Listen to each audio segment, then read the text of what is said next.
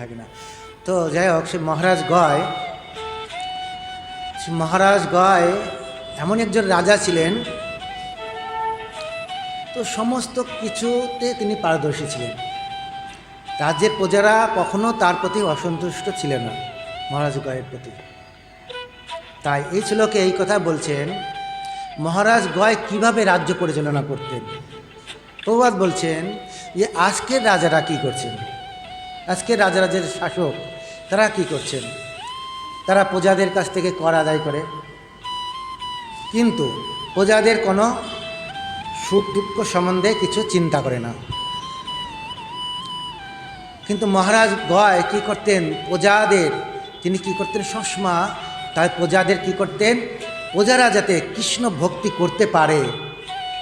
করতে পারে, ভগবানের সেবায় যুক্ত হতে পারে, সবসময় চেষ্টা করতেন মহারাজ গয়।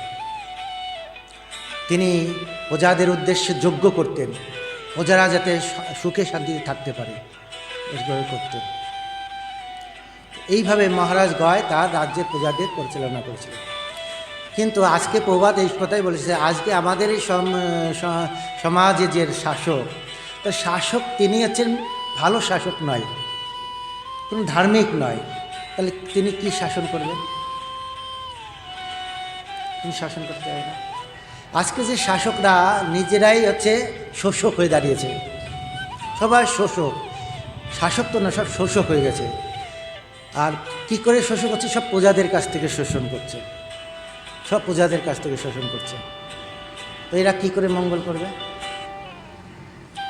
নিজেদের ধন সম্পদ সঞ্চয় করছে, যেই মানে শাসক হচ্ছে ধন সম্পদ শোষণ করছে, মানে কীভাবে শোষণ করা যাবে তার চেষ্টা করছে। আর যখন এই দলে শোষণ না করতে পারছে, আর এক দলে সুবিধার জন্য চলে যাচ্ছে, এইভাবে শোষণ করছে নিজের স্বার্থ সিদ্ধি করার জন্য, এইভাবে ধন সম্পদ বৃদ্ধি করছে। কিন্তু শাস্ত্রে কি বলছে, ধন সম্পদ বৃদ্ধি করলে কি হবে? কোনো লাভ হবে? এতে কোনো লাভ হবে? এই যে শোষকরা অনেক কোটি কোটি টাকা তারা ব্যাংক ব্যালেন্স করে, শোষকরা কিন্তু ব্যাংক ব্যালেন্স করতে পারে না, ভয় থাকে ওদের। শোষক যারা শোষিত করে পয়সা রোজগার করে, তারা ব্যাংক ব্যালেন্স করতে পারে না, ব্যাংকে দিলেই তো ধরা পড়ে যাবে, লুকায় রাখে। আর ওই টাকা ইউজও করতে পারে না, তাই না? ওই টাকা কখনো কখনো ইউজ করতে গেলে ভয়, এত টাকা কী করে আসলো, কই পেত, তাই না? গিয়ে কী বলে ওকে, সিআইডি গিয়ে তদন্ত করে, কোথায় আসলো, কোথার থেকে আসলো এত টাকা, পেল কোথায় টাকাটা, হ্যাঁ? এইভাবে তখন তারা কী করে, ভয়ের কারণে ওই চুরি করা টাকা কখনো বের করতে পারে না। সেই জন্য শাস্ত্রে বলছে আমরা খালি শোষকের কথা না, আমাদের নিজেদের কথা মনে করতে হবে।